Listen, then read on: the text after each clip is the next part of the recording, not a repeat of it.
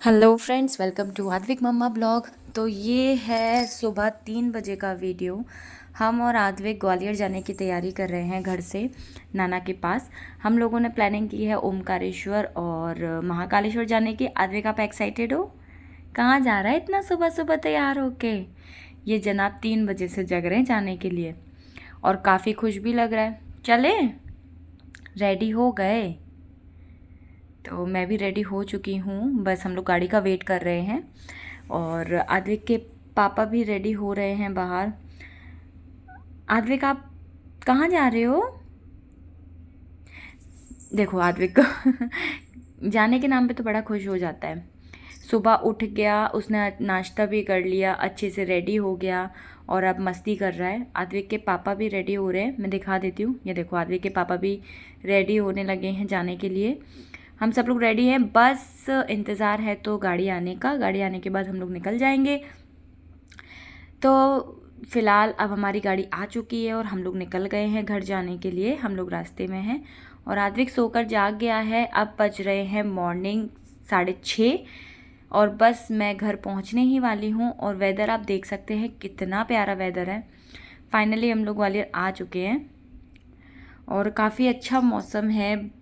सावन का मौसम ना वैसे भी अपने आप में गोल्डन मोमेंट्स आप कह सकते हो। तो ये सडनली हमारी ट्रिप प्लान हो गई है, अभी ऐसा कुछ प्लानिंग था नहीं। और मैं तो काफ़ी एक्साइटेड हूँ क्योंकि आद्विक काफ़ी छोटे में ही सारी चीज़ें देख रहा है। अब हम लोग रुके हैं डीजल डलवाने के लिए पेट्रोल पंप पर। क्यों आद्विक, आपको यहीं छोड़ जाएं? आद्विक गुस्से में, आद्विक से पापा ने बोल दिया कि तुम यहीं रहो, हम जा रहे हैं। डीजल डलवाने के बाद हम लोग निकल गए हैं और बस घर आने ही वाला है। हम लोग 15 से 20 मिनट में घर पहुंच जाएंगे।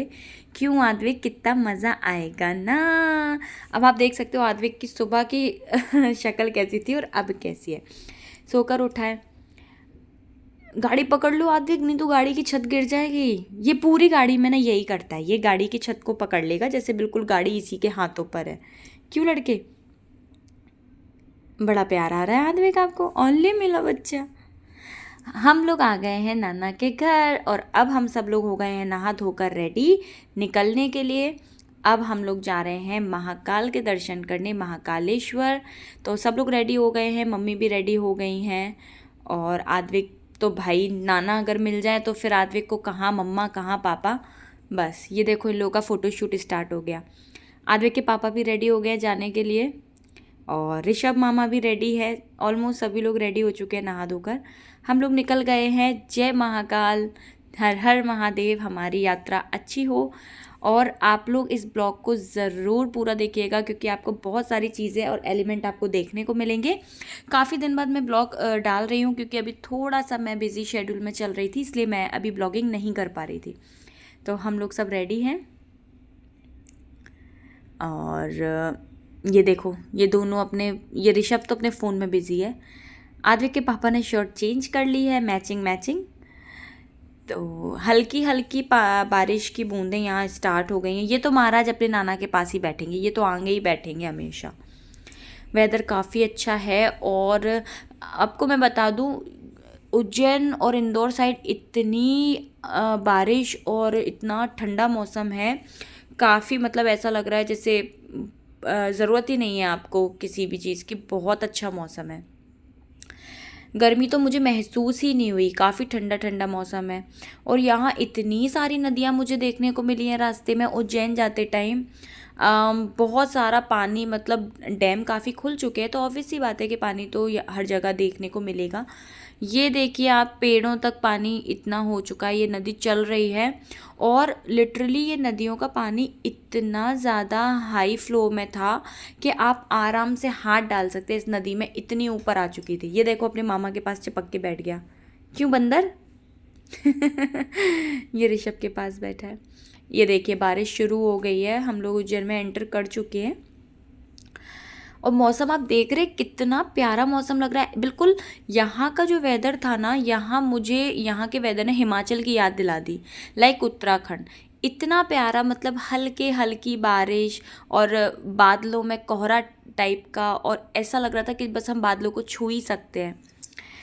अब हम 250-300 किलोमीटर क्रॉस कर चुके हैं और अब हमें लग रही है भूख, तो हम बैठ चुके हैं यहाँ पर खाना खाने के लिए। सभी लोग खाने का वेट कर रहे हैं, जल्द से जल्द खाना आ जाए भाई और खाना खा लिया जाए, तब आगे का सफ़र तय किया जाए।